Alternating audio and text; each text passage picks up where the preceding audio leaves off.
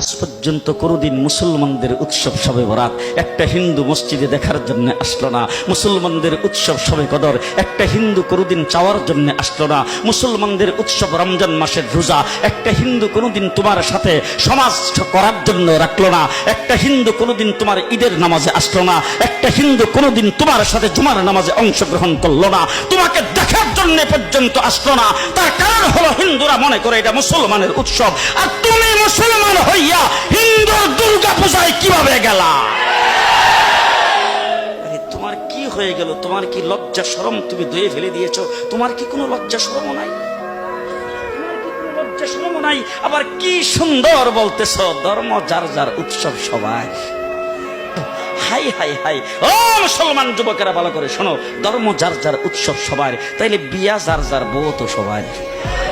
জি, বিয়ে যার যার বউ সবার, পুষ্কুনি যার যার মাস সবার, গাছ যার যার ফল সবার, ক্ষেত যার যার ফসল সবার, দোকান যার যার মাল সবার। এখন ঘুমাইছে কি কথা বলেন না কেন?